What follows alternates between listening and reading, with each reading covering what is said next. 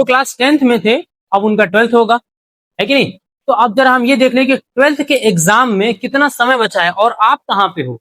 ये ना 2026, 27, 28 में आपका पेपर है, बड़े खुश हो गए होगे। आइए देखते हैं 26 में, आज है जैसे 1 जून, तो आपने जून में अगर शुरू नहीं कर रहे हो तो जरा देखो समय टोटल कितना है, 7, 14, 19 और 20, यानी कि आपके पास 20 महीने का समय है। 21वें महीने आपका पेपर है, यानी कि 20 महीने का समय है, बहुत बड़ा समय है। लेकिन 2 साल पढ़ना है, 11th और 12th। यूपी बोर्ड में हो ना, तो यूपी बोर्ड में दोनों का कंपाइल करके पूछेगा, अच्छे से दिमाग में रखना इसी, 11th का भी और 12th का भी मिक्स करके पूछेगा। मतलब कि 24 महीने का वर्क आपको 20 महीने में खत्म करना है, 21वें महीने पेपर है।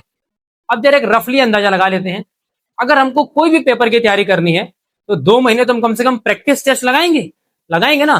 तो चलो आखिरी के 2 महीने में निकाल देते हैं प्रैक्टिस टेस्ट के लिए, निकाल दिए।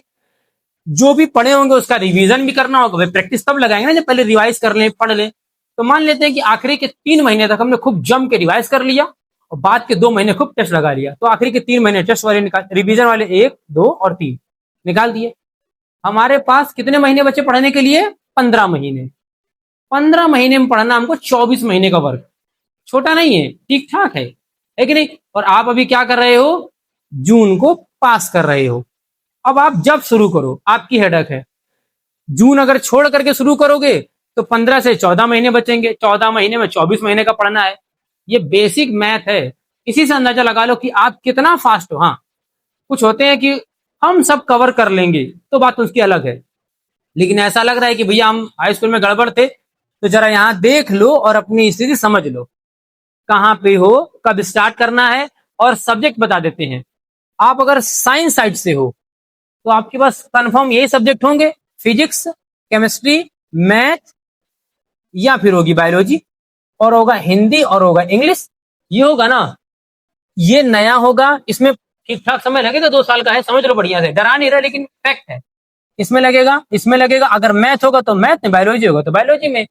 हिंदी आपको लगता है कि हमारी तो एक कवर है, तो चलो ठीक बना दिया ऐसा करके। इंग्लिश तो पढ़नी पड़ेगी, ग्रामर जम के पढ़नी पड़ेगी ना। अब जरा उसमें आर्ट्स में ले लो, जो आर्ट्स वाले हैं और ह्यूमैनिटीज वाले, उसमें क्या होगा, हम मान लेते हैं कि उसने ले रखा है हिस्ट्री, पॉलिटी और जियोग्राफी, और फिर आपका आ जाएगा हिंदी और इंग्लिश। तो आपको ये कवर कराना पड़ेगा, ये भी नया होगा आपके लिए। ऐसा नहीं कि गाना बजाने के लिए कहानी सुना दिए तो बात बन जाएगी, ऐसा बिल्कुल नहीं है। हिस्ट्री पूरी, पॉलिटी, जियोग्राफी, हिंदी आपने थोड़ी बहुत पढ़ रखी तो थोड़ा बहुत भला हो जाएगा, पूरा नहीं। इंग्लिश तो एकदम नया है। तो अगर आपकी घूमने का समय, छुट्टी बिताने का समय अगर खत्म हो गया हो तो थोड़ा इस पे ध्यान दे लो, नहीं तो इंटर का रिजल्ट खराब हो जाएगा बेवकूफ, सब खराब कर लोगे। अच्छी बात है, एक और तुमको जादू दिखाते हैं। पेपर तो फरवरी में होगा ना, जनवरी में पड़ेगी कोहरे वाली सर्दी, कोहरा गिरेगा, कोहरा। जो दूर जाएगा पढ़ने ना साइकिल चला चला करके, तो कोहरे में जाओगे नहीं, डर लगेगा ना।